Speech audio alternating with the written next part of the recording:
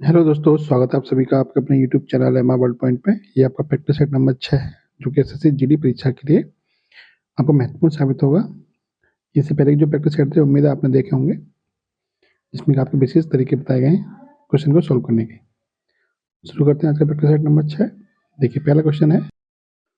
देखिए, क्वेश्चन दिया है 4840 रुपये पर 6% की ब्याज की दर से 10 वर्ष का साधारण ब्याज कितना होगा। साधारण ब्याज पूछा है। साधारण ब्याज का फॉर्मूला क्या होता है?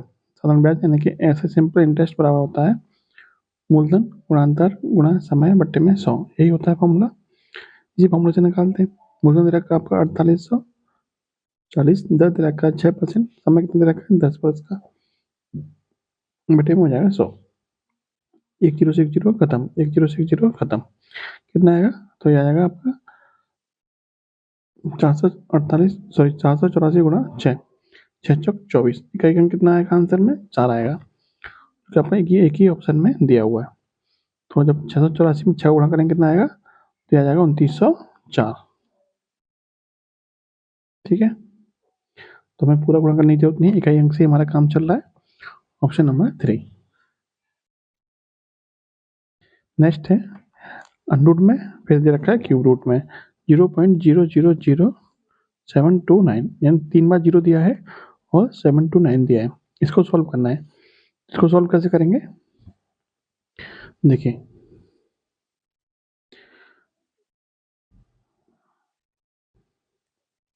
अंडरूट के अंदर भी क्या है? क्यूब रूट है, जो किसके बराबर दे रखा है 0.00729। तो आपको क्या करना है? पहले आपको क्यूब रूट को सॉल्व करना है, फिर आपको वर्गमूल को सॉल्व करना है। तो देखिए, ये हो जाएगा आपका अंडरूट। अंडरूट के अंदर जब हम घनमूल को सॉल्व करेंगे, क्यूब रूट को सॉल्व करेंगे, क्या सॉल्व करेंगे?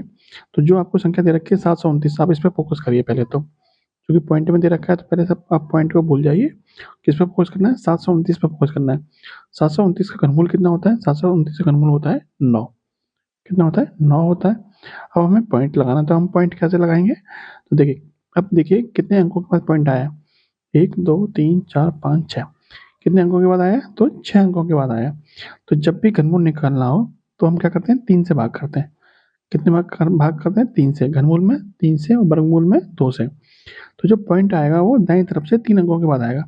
सॉरी, दाईं 3 से भाग करेंगे 6 में, कितना आएगा? 2 आएगा। तो जो भी पॉइंट आएगा वो दाईं तरफ से 2 अंकों के बाद आएगा। एक अंक ये हो गया, एक जीरो और लगा लीजिए। कितना आएगा? 0.09, यानी कि 700 इसका 0.00 729 का जो घनमूल निकल के आया वो कितना निकल के आया? 0.09। कैसे बताया मैंने आपको कि आप पहले पॉइंट को भूल जाइए, जो संख्या दे रखी है उसका घनमूल निकाल लीजिए। 729 का घनमूल कितना आ गया? 9। अब पॉइंट लगाना है हमें, तो कितने अंकों के बाद पॉइंट आया था? यहाँ पे 6 अंकों के बाद आया था। 6 का क्या करना है? 3 से भाग कर देना है। कितना है? 2। तो अब जो पॉइंट आएगा आपके आंसर में वो 2 अंकों के बाद आएगा दाईं तरफ से। एक तो दे रखा था, एक जीरो और लगा लिया हमने। कितना आ गया? 0.09। अब क्या निकालना है हमें? वर्गमूल। वर्गमूल निकालना है तो पॉइंट को आप फिर भूल जाइए। कितना बचा? 9। 9 का वर्गमूल कितना होता है? 3। अब हमें पॉइंट लगाना है आंसर में। तो देखिए, यहाँ पे कितने अंकों के बाद पॉइंट आया था? 2 अंकों के बाद। तो वर्गमूल क्या करते हैं? वर्गमूल निकालने के लिए जितने अंकों के बाद पॉइंट आया है, जैसे 2 अंकों के बाद पॉइंट आया था, उसमें हम 2 से भाग कर देंगे। कितना आ जाएगा? 1 आ जाएगा। तो जो पॉइंट आएगा वो हमारे आंसर में वो दाईं तरफ से 1 अंक के बाद आएगा। तो 1 अंक तो मैं दे रखा, पॉइंट का लगा दीजिए यहाँ पर। कितना आंसर आ जाएगा? तो 0.3 आपका आंसर निकल के आ जाएगा। Option number 2। 2 नलियाँ पी और क्यू एक टंकी को 20 मिनट में भर सकती हैं। उसी को पी अकेली क्यू 30 मिनटों में भर सकती है, तो क्यू अकेली उसे कितने मिनट में भर सकती है? तो 2 नलियाँ हैं पी और क्यू। पी और क्यू दोनों मिले कितने समय में भर रही हैं? तो ये भर रही हैं 20 मिनट में। और अकेली पी कितने मिनट में भर रही है? तो 30 मिनट में भर रही है। टंकी की क्षमता मान ली हमने 20 और 30 का एलसीएम 60। टंकी जो है वो 60 यूनिट की है, जिसको पी और क्यू दोनों मिलकर 20 मिनट में 60 यूनिट भर रहे हैं। 1 मिनट में कितना भर रहे होंगे? 60 बट्टे 20, यानी कि 3 यूनिट पानी भर रहे होंगे।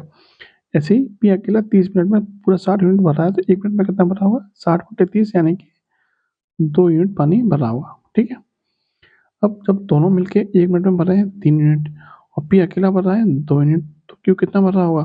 3 माइनस के 2, यानी कि क्यू अकेला 1 मिनट में कितना भरा होगा? तो 1 यूनिट पानी भर रहा होगा। ठीक है, क्यों अकेला 1 मिनट में 1 यूनिट भर रहा है, तो 60 यूनिट भरने में कितना समय लगेगा? तो 60 बट्टे 1, यानी कि 60 यूनिट। Sorry 60 minute. ठीक है, ऑप्शन नंबर 2। ए एक कार्य 8 दिनों में पूरा कर सकता है जिसे बी 3 दिनों में नष्ट कर देता है। ए ने वह कार्य जब 6 दिनों तक कर लिया तो अंतिम 2 दिनों में बी ने उसे नष्ट भी कर दिया। तदनुसार ए को शेष कार्य पूरा करने में कितना समय लगेगा? ठीक है, ए कितने दिन में कर रहा है? 8 दिन में, और बी 3 दिनों में नष्ट भी कर देता है। देखिए, यानी ए किसी काम को कितने दिन में कर रहा है, तो उसी काम को ए कर रहा है 8 दिन में, और बी उसी काम को कितने दिन में नष्ट कर देता है? 3 दिन में। 8 और 3 का एलसीएम कितना हो गया? 24। तो हमने मान लिया कुल काम कितना हमारा 24 है, जिसको ए 8 दिन में पूरा काम कर रहा है। एक दिन में कितना काम कर रहा होगा? 24/8, यानी कि 3 यूनिट काम कर रहा होगा। ऐसे ही बी 3 दिन में पूरे 24 काम को खत्म कर देता है, तो एक दिन में कितना खत्म कर रहा होगा? 24/3, यानी कि 8 यूनिट क्या कर रहा है? खत्म कर रहा है। ठीक है, माइनस का मतलब खत्म करना है। ठीक है, अब अब कह रहा है कि ए ने वह कार्य 6 दिनों तक किया, तो ए एक दिन में कितना काम कर रहा है? 3 यूनिट, तो 6 दिन में कितना काम कर देगा? ए 6 दिन में कर देगा 6 गुणा 3, यानी कि 18 काम कर देगा। ठीक, और अंतिम 2 दिनों में बी ने उसे नष्ट भी कर दिया, तो बी एक दिन में कितना नष्ट कर रहा है? 8 यूनिट, तो 2 दिन में कितना नष्ट कर देगा? 8 दूनी 16 यूनिट। बी कितना नष्ट कर देगा? बी कर देगा 8 गुणा 2, यानी कि -16। -16 का मतलब क्या है? 16 यूनिट वो नष्ट कर रहा है। तो काम कितना बचा अभी तक? 18 काम किया था ए ने, और 16 काम से नष्ट कर दिया। कितना काम हुआ अभी तक? अब तक 2 काम हुआ है। कितना काम हुआ है अब तक? 2 काम हुआ है अब तक। ठीक, 18 माइनस का 16, यानी कि 2 काम हुआ है। पूछा कि ए को शेष कार्य पूरा करने में कितना समय लगेगा? 2 काम तब तक हो पाया है। अब काम कितना है? 22-24 काम है, बचा कितना? तो 2 काम हो चुका है 24 में से, बचा कितना? 22 काम बचा। अब 22 काम को करने में ए को कितना समय लगेगा? ए एक काम करने में कितना समय लगता है? यानी ए एक दिन में कितना काम कर रहा है? 3 यूनिट, तो 22 काम करने में कितना समय लगेगा? 22/3, 7 सही 1/3, 7 सही 1/3, ऑप्शन नंबर 2। नेक्स्ट देखिए, दो समबाहुभुजों की भुजाओं की संख्या क्रमशः n-1 तथा n+2 है। उनके बाह्य कोणों का अंतर 6 है। तदनुसार n का मान ज्ञात कीजिए। n का मान ज्ञात करना है। देखिए, आपको पता है कि बहुभुज के बाह्य कोण का मान क्या होता है? बहुभुज के बाह्य कोण का मान होता है 360 बटे में भुजाओं की संख्या। यही होता है भुजाओं की संख्या।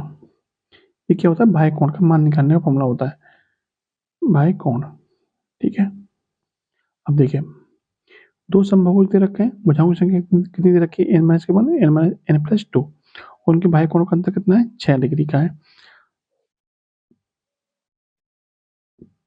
देखिए, पहला जो आपका बहुभुज है उसका बाह्य कोण कितना होगा? तो बाह्य कोण बराबर क्या होता है? 360 बटे में भुजाओं की संख्या। तो 360 बटे में भुजाओं की संख्या कितनी है? n-1। दूसरे वाले का कितना होगा? 360 बटे में n+2। ये भी बाह्य कोण है, ये भी बाह्य कोण है, दोनों का अंतर कितना डिग्री का है? 6 डिग्री का इसका अंतर है। ठीक है, सॉल्व करिए इसको। देखिए, 360 ऊपर से कॉमन आ जाएगा, कितना बचेगा? 1/n-1 माइनस के 1/n+2 बराबर हो जाएगा आपका 6 डिग्री के 6 के। ठीक है, अब इसको सॉल्व करते हैं, तो ये हो जाएगा आपका 360 तो इधर था बटे में, इधर चला जाएगा, बटे में चला जाएगा, ऊपर बचेगा इधर आपका n+1, इधर गुणा हो जाएगा n+2 का, इधर क्या जो माइनस में n, और ये माइनस वाला प्लस हो जाएगा प्लस के 1। ठीक है, बटे में कितना आएगा? n-1 इंटू n+2 बराबर 6/360। ठीक है, देखिए n से n खत्म, और ये कितना? 6 से 1 बार, 6 से 60 बार। ठीक है, अब आगे देखिए ऊपर कितना बचेगा? 2 और 1 3 बचेगा, बटे में कितना बचेगा? n-1 into n+2। इधर कितना बचेगा? इधर बचेगा आपका 1/60। सारा गुणा किधर होगा? 3 में, इसका गुणा किसमें होगा? 1 में। 6 दिया 18, यानी कितना जाएगा? ये आपका 3 गुणा इधर कर देंगे तो ये हो जाएगा आपका 180 बराबर हो जाएगा n-1 इंटू n+2। ठीक है, इसको सॉल्व करते हैं आगे। तो देखिए, या तो अब आप चाहें तो ऑप्शन की मदद ले सकते हैं, नहीं तो फिर आपको इसको द्विघात समीकरण से सॉल्व करना पड़ेगा। यदि हम n की वैल्यू 14 ले लें तो 14 माइनस का 1 कितना हो जाएगा 13, 14 प्लस 2 कितना हो जाएगा 16। क्या 16 गुणा 13 180 होता है? तो नहीं होता है, तो ये भी नहीं होगा। क्या n की वैल्यू हम 12 ले लें तो यहाँ कितना बचेगा 11 बचेगा, और यहाँ कितना 12 2 14, 14 गुणा 11 180 होता है? तो नहीं होता है, ये भी नहीं होगा। n की वैल्यू हम 13 ले लें तो 13 में से 1 गया तो 12, और 13 में 2 जोड़ देंगे कितना जाएगा 15, 15 गुणा 13 कितना होता है 180 होता है। इसका मतलब n की वैल्यू कितनी होगी? तो n की जो वैल्यू होगी वो कितनी होगी 13 हो जाएगी। Option number 3। ठीक, चलिए नेक्स्ट है 84 पेनों और 108 पेनों का अनुपात बताइए। 84 और 108 का अनुपात कैसे निकालेंगे? भाग कर दीजिए, 12 सत्ते 84, 12 नियम 108, यानी कि 7:9। Option number 4। अमन तथा रमन एक कार्य को मिलकर 10 दिनों में पूरा कर सकते हैं। अमन अकेला इस कार्य को 12 दिनों में पूरा कर सकता है। रमन अकेला उस कार्य को कितने दिन में पूरा कर सकता है? तो मैंने आपको फॉर्मूला भी बताया था और बेसिक भी बताया था इस तरह के सवालों का।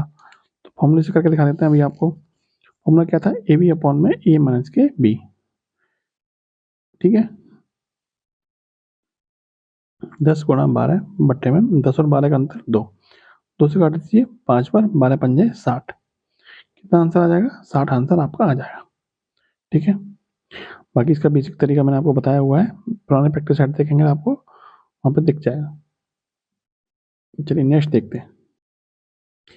3 नल ए बी तथा सी एक टंकी को 120, 80 और 96 मिनटों में भर सकते हैं। यदि सभी नलों को एक साथ खोल दिया जाए तो टंकी कितने मिनट में भर जाएगी? देखिए 3 नल है, मान लीजिए 3 नल आपके ए बी और सी हैं। इसको ए भर रहा है 120 मिनट में, और सी भर रहा है, बी भर रहा है 80 मिनट में, सी भर रहा है आपका 96 मिनट में। अब आपको क्या करना है, कुल टंकी की क्षमता कितनी हो जाएगी?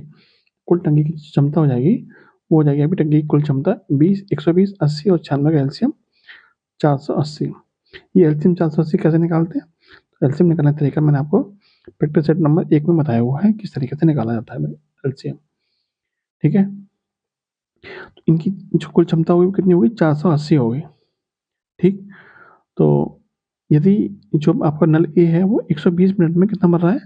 480 यूनिट भर रहा है, तो 1 मिनट में कितना भर रहा होगा? 480 बटे में 120 यानी कि 4 यूनिट भर रहा होगा। ऐसे ये कितना भर रहा होगा 1 मिनट में?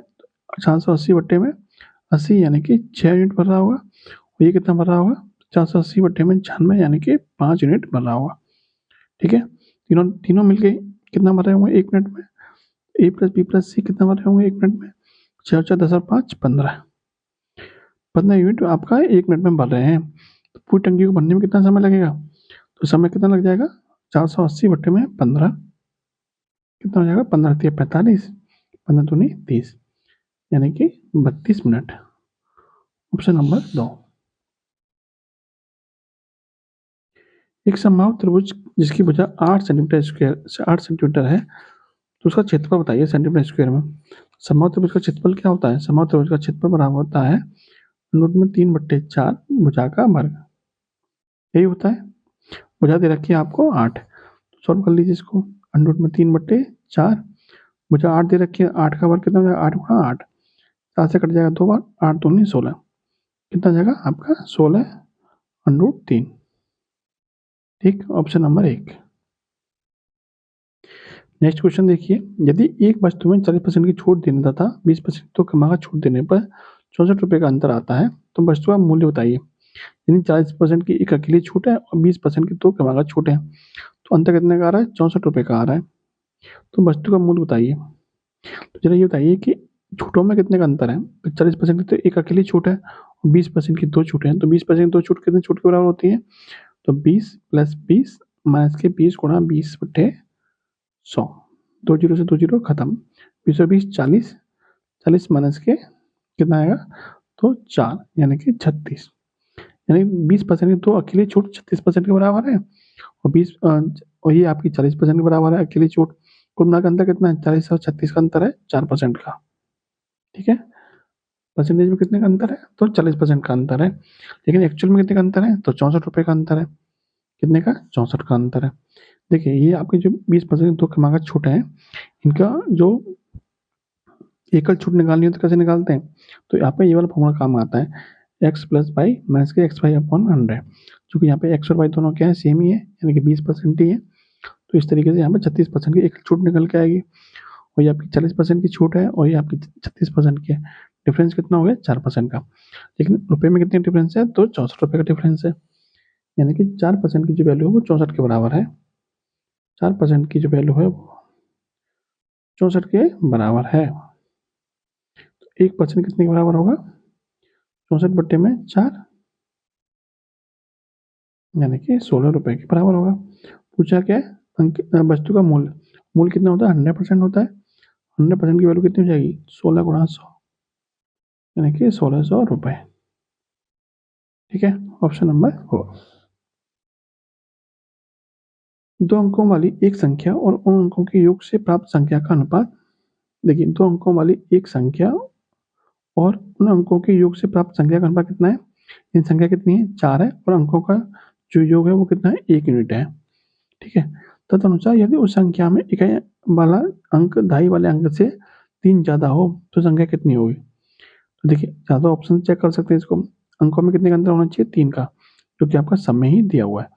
ठीक है, दूसरा तरीका क्या है इसका, कि आपको जो संख्या दे रखी है वो क्या है, संख्या कितनी है, 4 यूनिट है, और उसके अंकों का योग कितना है, 1 यूनिट है। जो भी संख्या होगी हमारा क्या होगी, 4 का मल्टीपल होगी। जो भी हमारी संख्या निकलेगी वो क्या होगी, 4 का मल्टीपल होगी, जो कि आपका सिर्फ एक ही ऑप्शन में दिया हुआ है, ऑप्शन नंबर 3। ठीक है, वैसे भी आप चेक कर सकते हैं कि जो संख्या है वो अंकों के योग का कितना होना है, 4 गुना। क्या 47, इसके अंकों का योग कितना हो जाएगा, 4 और 7 11। क्या 11 का 4 गुना है, तो नहीं है। तो ये 9 6 15, 15 का 4 गुना है, तो नहीं है। 25 यानी कि 5 और 2 7, 7 का 4 गुना है, तो नहीं है। ये 6 और 3 9, 9 का 4 गुना है, तो है। इस तरीके से भी आप इसको सेटिस्फाई कर सकते हैं। ठीक है, चलिए नेक्स्ट है, 4 लड़कों तथा 3 लड़कियों ने औसतन 120 रुपये खर्च किए। उनमें लड़कों ने यदि औसतन 150 रुपये खर्च किए हों तो लड़कियों का औसत खर्चा कितना है। देखिए, 4 लड़के हैं और 3 लड़के हैं, कुल मिला के स्टूडेंट कितने हैं, तो स्टूडेंट है आपके 7। 7 का औसत खर्चा कितना है, 120 रुपये। और लड़कों यानी कि 4 लड़कों का खर्चा कितना है, तो 150 रुपये। लड़कियों का खर्चा निकालना है। तो देखिए, जो तरीका मैं आपको बताता हूँ वो उस तरीके से आप करोगे। तो देखिए, सभी का औसत खर्चा कितना है, 120 है, और 4 लड़कों का कितना है, 150। 120 से कितना ज़्यादा है, 30 ज़्यादा है। औसत में 30 की वृद्धि हो रही है, तो कुल 4 लड़कों में कितनी वृद्धि हो जाएगी, 4 गुना 30, यानी कि 120 की वृद्धि हो जाएगी। अब हमें औसत रखना कितना है, कुल मिला के औसत में 120 की रखना है। तो हर लड़के के हिस्से में कितना कम करना पड़ेगा, 120 में 3 का भाग करने कितना आ जाएगा, 40। यानी कि हमारा जो औसत है वो मेन औसत से 40 कम आएगा। 120 से 40 कम करने कितना जाएगा, 80। तो जो लड़कियों का औसत होगा कितना होगा, 80 होगा। ठीक है, ये तो आपका हो गया शॉर्ट तरीका। ठीक है, लॉन्ग तरीका देखिए,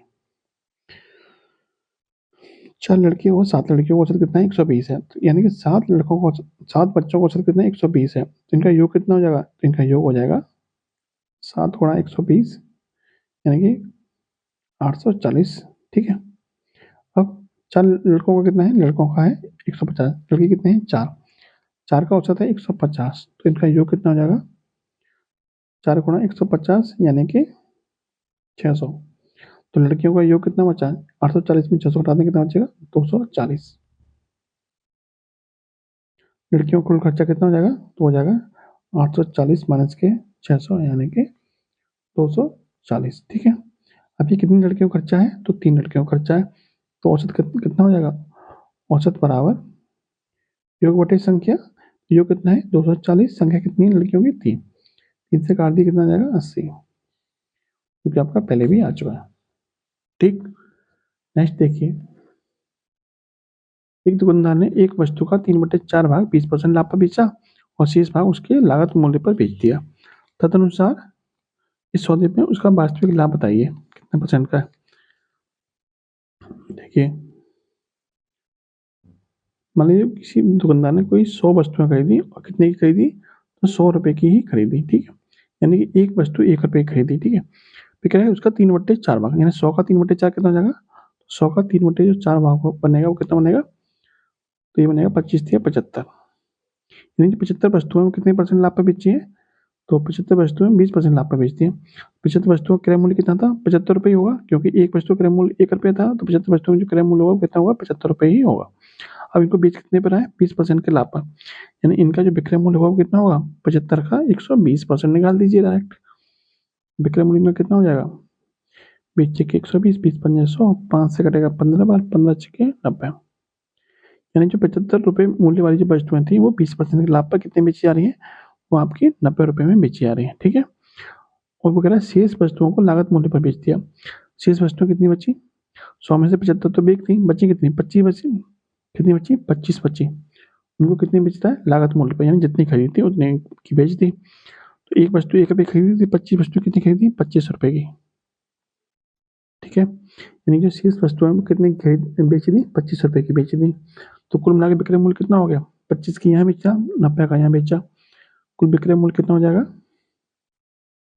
90 प्लस 100, 90 प्लस 25 यानी कि 115। कितने का माल बेचा जा रहा है? तो 115 का बेचा जा रहा है। खरीदा कितने का था? तो 100 वस्तुएं 100 रुपये की खरीदी थी, यानी अब 100 की चीज़ 115 में बेची जा रही है। 100 की चीज़ कितनी बेची जा रही है? 115 में बेची जा रही है। कितने का लाभ हो रहा है? लाभ हो रहा है 15 का। कितने % का लाभ हो रहा है? तो 15 का लाभ। क्रय मूल्य यानी कि 100 पर कितने % का लाभ हो जाएगा? गुणा कर दीजिए 100 से, कितना आ जाएगा? 15%। Option number 1।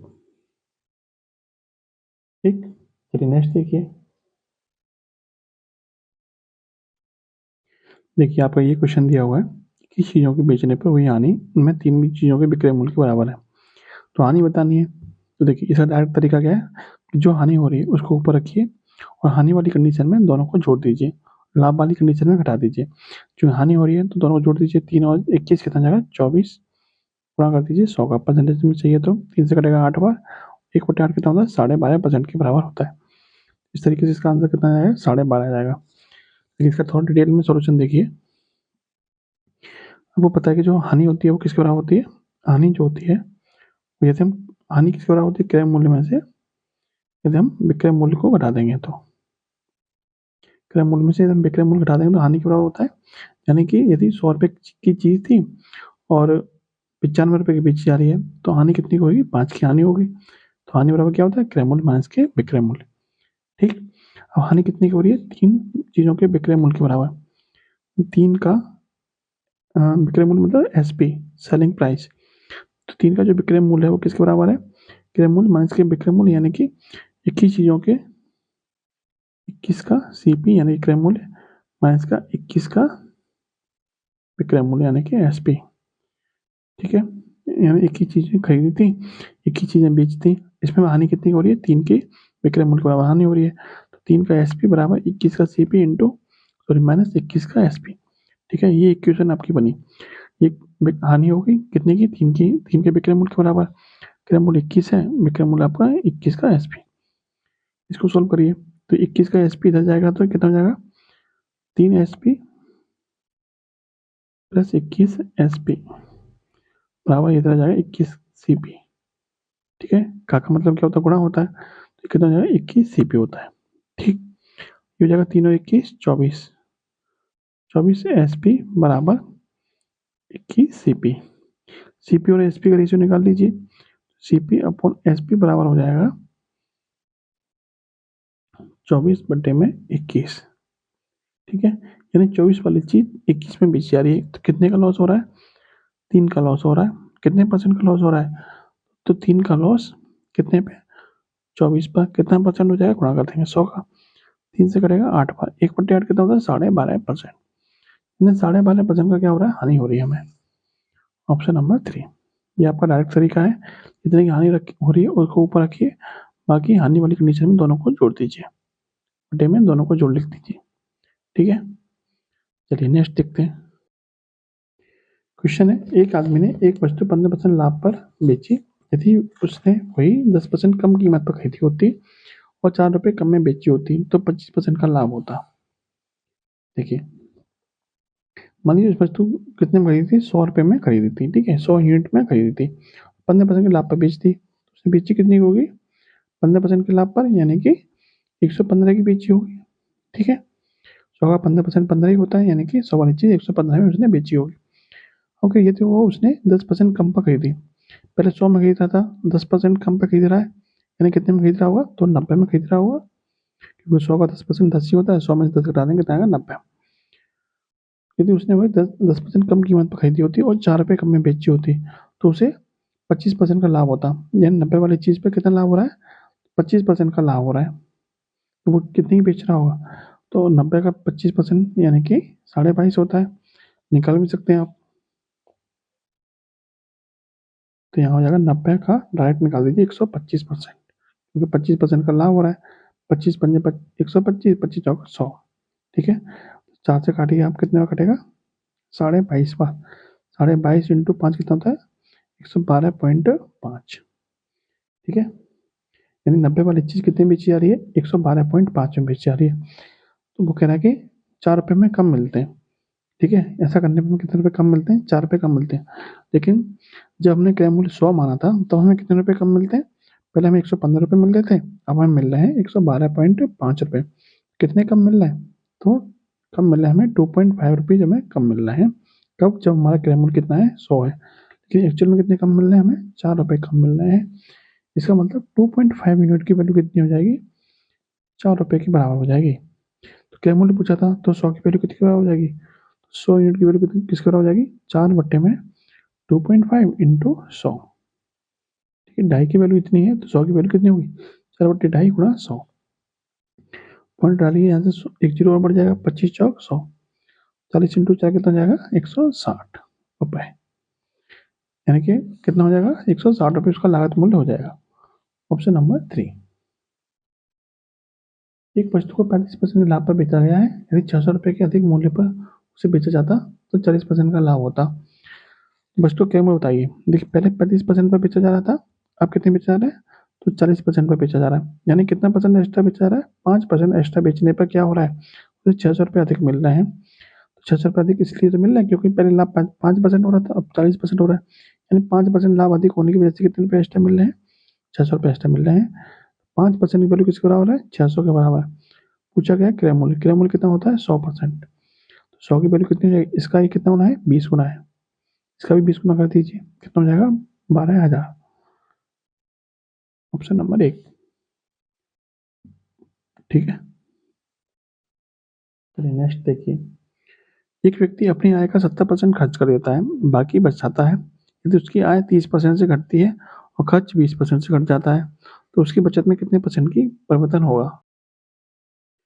एक व्यक्ति, जो आपको दे रखा है क्वेश्चन, इसको हम मान लेते हैं कि उसकी जो आय थी वो कितनी थी, आय उसकी, आय दे रखा है, खर्च दे रखा है और आपका बचत, 3 चीज़ें हैं। यदि उसकी आय हम मान लें कितनी है 100 यूनिट है, तो 70% तो खर्च करता है, खर्च कितना कर देगा, 100 का 70% 70 ही होगा। बचाया कितना, 100 में से 70 खर्च करा तो कितना बचाएगा, 30 यूनिट वो बचा लेगा। ठीक है, यदि उसकी आय में 30% कटौती होती है, आय क्या है 30% घट जाती है, तो 100 का 30% कितना होगा 30 ही होगा। यानी कि 100 पे 30 की कमी हो रही है, तो अब आय कितनी हो जाएगी 70 हो जाएगी।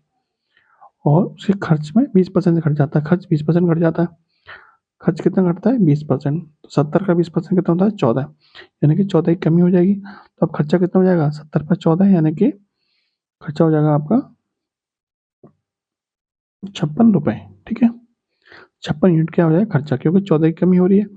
70 का 20% कितना होता है 14 होता है, 70 गुणा 20/100 यानी कि 14, 14 की कमी हो रही है 70 पर, यानी खर्चा कितना हो गया 56 रुपये। तो उसकी बचत में कितने परसेंट का परिवर्तन होगा, पहले 70 रुपये, पहले आज 70 100 थी, खर्चा 70 कर रहा था, बचत हो रही थी 30 की। अब आज 70 है, खर्चा 56 कर रहा था, बचत कितनी कर रहा है, तो आय में से खर्चा घटा दीजिए, 70 में 56 घटाना कितना आएगा 14। ठीक है, यानी आप बचत कितनी है उसकी 14 यूनिट की उसकी बचत है, पहले कितनी थी 30 यूनिट उसकी बचत है, तो कितने का परिवर्तन हुआ, तो कितनी कमी आई है यहाँ पे 16 यूनिट की कमी आई है। कितनी कमी आई है 16 यूनिट की कमी आई है। कितने परसेंट की कमी आ गई, तो 16 यूनिट की कमी कितने पर, ओरिजिनल बचत यानी कि 30 पर गुणा कर दीजिए 100 का। ठीक है, 0 से 0 खत्म, तो 16/3 यानी 160 बटे में कितना हो जाएगा 3, 3 से भाग कर दीजिए, तो 3 पंजे 15, 3 तिया 9, 3 तिया 9, 53.33% की क्या होगी कमी हो जाएगी। Option number 2। ठीक, इसको देखिए, एक कीमत को 16.66% से बढ़ाया जाता है, पुरानी कीमत प्राप्त करने के लिए उसे कितने परसेंट से घटाया जाएगा। 16.33% का मतलब क्या होता है 16.66 6% का जो भिन्न रूप होता है वो क्या होता है, 1/6 होता है। कितना होता है, 1/6। कितना होता है, 16.66% का भिन्न रूप क्या होता है, 1/6 होता है। यानी 6 पर 1 की वृद्धि हो रही है। कितना हो रहा है, 6 पर 1 की वृद्धि। 6 पर 1 की वृद्धि मतलब 6 की चीज 7 में। अच्छा, इसमें बोला है कि इतने परसेंट की वृद्धि हो रही है, तो इस 1/6 का मतलब क्या है, 6 पर 1 की वृद्धि हो रही है। तो 6 वाली चीज अब कितनी हो रही है, 7 हो रही है। ठीक है, 1 की वृद्धि हो रही है तो 6 वाली चीज कितनी हो गई, अब 7 हो गई। वो कह रहा है हमें वृद्धि नहीं करनी, पुरानी कीमत पर ही हमें प्राप्त करना है। तो हमें कितनी कमी करनी पड़ेगी पुरानी कीमत लाने के लिए, 1 की कमी करनी पड़ेगी। 1 की कमी किस पर करनी पड़ेगी, 7 पर। 1 की कमी 7 पर कितना परसेंट हो जाएगा, 1/7 किसके बराबर होता है, 14.28% के बराबर होता है परसेंटेज में। Option number 1। ठीक है, देखिए 16.66% का भिन्न रूप होता है 1/6। इतनी वृद्धि हो रही है, क्या हो रही है, वृद्धि हो रही है। तो 6 पर 1 की वृद्धि यानी अब कितना हो जाएगा, 7। आपको कह रहा है वृद्धि नहीं, हमें पुरानी कीमत पे जाना है। 1 की कमी करनी पड़ेगी अब, लेकिन अब कमी किस पर करनी पड़ेगी, 7 पर। 1 की कमी 7 पर कितनी का वृद्धि, कितना परसेंट हो जाएगा, 14.28%। ठीक है, चलिए नेक्स्ट देखिए। एक धारा की गति 9 किलोमीटर प्रति घंटा है। एक नाव 21 किलोमीटर की दूरी तय करती है और अपने आरंभिक बिंदु पर 8 घंटे में वापस आ जाती है। शांत जल में नाव की गति बताइए। देखिए इसका शॉर्ट तरीका तो इसका ये है कि जो दूरी दे रखी है 21 किलोमीटर, अब आप एक चाल दे रखी है आपकी 9 किलोमीटर। अब आप ऐसा ऑप्शन ढूंढिए कि 9 में ऐसा क्या, हम इन ऑप्शन में ऐसा कौन सा ऑप्शन जोड़ते हैं कि वो 21, उससे 21 क्या है, कट जाए। 9 में 10 जोड़ेंगे 19, 19 से 21 नहीं कटेगा। 9 में 12 जोड़ेंगे 21, 21 से 21 कट जाएगा।